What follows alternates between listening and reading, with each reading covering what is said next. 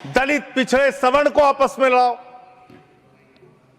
अभी आप एक बिल लेके आए, उस बिल के बारे में सुप्रीम कोर्ट ने कह के रोक लगा दिया कि यह बिल तो अस्पष्ट है, इसमें कोई स्पष्टता नहीं है इस बिल में।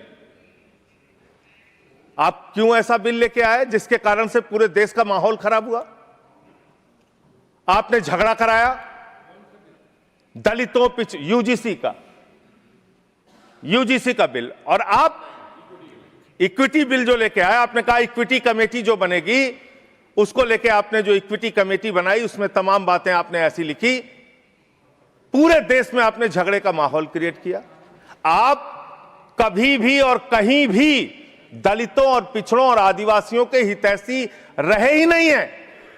आपका संगठन, आपकी विचारधारा, आपकी मातृ संस्था आरएसएस, वहां तो 100 साल तक आज तक एक भी दलित, पिछड़ा और आदिवासी आरएसएस का प्रमुख नहीं बना। यह सच्चाई है आपकी। आप हल्ला मचा रहे थे कि देखो हमने दलितों, पिछड़ों, आदिवासियों के लिए कितना शानदार बिल हम लेके आए, कितना शानदार हमने काम कर दिया। सुप्रीम कोर्ट ने उस पर रोक लगा दिया। सुप्रीम कोर्ट ने कहा कि यह बिल अस्पष्ट है।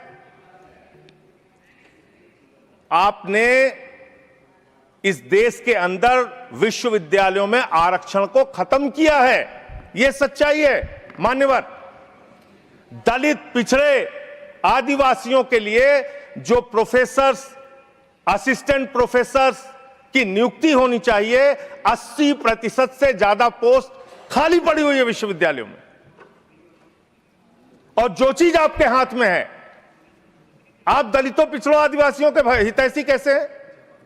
45 सेंट्रल यूनिवर्सिटीज है जिसमें से 38 केंद्रीय विश्वविद्यालयों में सिर्फ और सिर्फ सवर्ण जाति के लोग वीसी हैं और 7 में दलित, पिछड़े और आदिवासी हैं।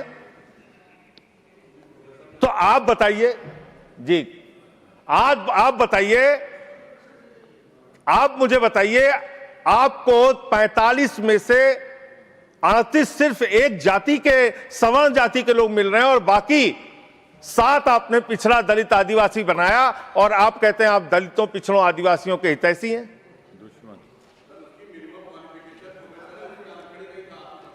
किसमें? मैं वीसी की बात कर रहा हूं, वीसी की बात कर रहा हूं, वीसी की बात कर रहा हूं। वीसी की नियुक्ति आप करते हैं, वीसी की नियुक्ति आप करते हैं। इसका मतलब दलित, पिछड़ा और आदिवासी बीसी बनने योग्य नहीं है, यह आपकी मानसिकता है। इसका मतलब आपकी मानसिकता है पिछड़ा, दलित और आदिवासी प्रोफेसर बनने योग्य नहीं है। 12 साल क्या किया आप नॉट फाउंड सुइटेबल की कैटेगरी में डाल देते हैं उन लोगों को। आप क्या न्याय कर रहे हैं उनके साथ?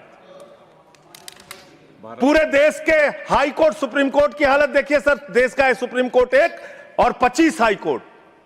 वहां पे कितने जज हाई कोर्ट के अंदर या सुप्रीम कोर्ट के अंदर दलित, पिछड़े, आदिवासी हैं? पता कर लीजिए, आपको पता चल जाएगा। तो अगर कहीं उनके साथ न्याय की बात आती है तो आप न्याय नहीं, नौटंकी करते हैं, जानबूझ के दिखाने की कोशिश करते हैं कि आप उनके हितैषी हैं, जबकि आप है नहीं। आपको है ना, और पूरे देश का वातावरण खराब किया आपने। मैं इस सदन के अंदर आपके माध्यम से सरकार को प्रस्ताव देना चाहता हूं, अगर आपकी नीयत साफ है तो हर विश्वविद्यालय में 2 तरह की कमेटी बनाइए। एक जो सिर्फ और सिर्फ कास्ट डिस्क्रिमिनेशन को देखे, यानी कि जाति के आधार पर भेदभाव को देखे, और दूसरी कमेटी आप वहां पर बनाइए जिसमें कि हर प्रकार के भेदभाव को आप कवर कीजिए। कोई झगड़ा ही नहीं होता।